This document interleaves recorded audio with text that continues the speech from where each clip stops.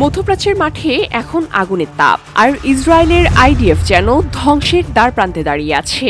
দেশটির সামরিক নেতৃত্ব এবং বিরোধী দলীয় নেতারা একসঙ্গে সতর্ক করেছেন, সেনারা ক্লান্ত, কৌশল অসম্পূর্ণ এবং সংকট এখনও সীমাহীন।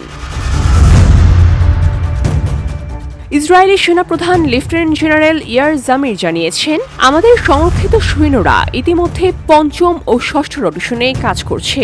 তারা ক্লান্ত, বিপর্যস্ত এবং ক্রমবর্ধমান নিরাপত্তা চ্যালেঞ্জ মোকাবেলায় পর্যাপ্ত নয়। এদিকে ব্রিগেডিয়ার জেনারেল এফি দেফরিনের ভাষায়, লেবানন, গাজা, পশ্চিম তীর ও সিরিয়ায় অতিরিক্ত সেনার চাহিদা তীব্র।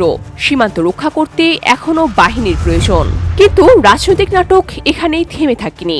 বিরোধী নেতা ইয়ার লাপিদ সরাসরি অভিযোগ করেন, সরকার আইডিএফকে সীমাহীনভাবে ব্যবহার করছে।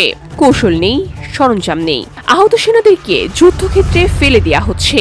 পর্যাপ্ত সৈন্য না থাকায় সেনারা লক্ষ্য পূরণে হিমশিম খাচ্ছে।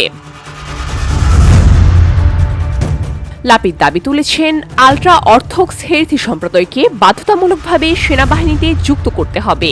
1948 সালে ইসরায়েল প্রতিষ্ঠার পর থেকে তারা সামরিক সেবা থেকে অব্যাহতি পেয়েছে, কিন্তু আজ সেনা সংকটের অগ্নি পরীক্ষায় ড্রাফট বাধ্যতামূলক হওয়ায় একমাত্র বিকল্প পথ এটি।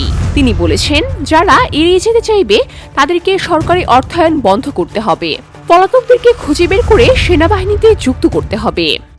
বসুন্ধরা, উত্তরা, বনশ্রী, কুড়িল ও বাড্ডা সহ রাজধানীর বিভিন্ন স্থানে অভিজাত ও অত্যাধুনিক মানের ফ্ল্যাট কেনার এক নির্ভরযোগ্য প্রতিষ্ঠান pleasant properties limited.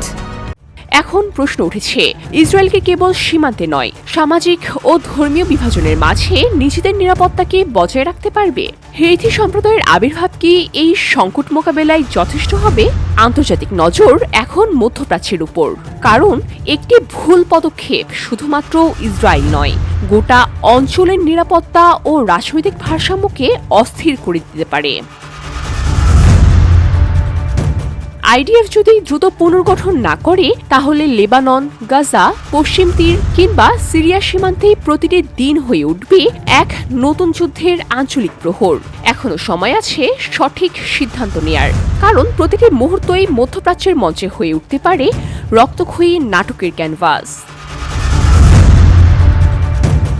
ভিউডি Bangla news desk.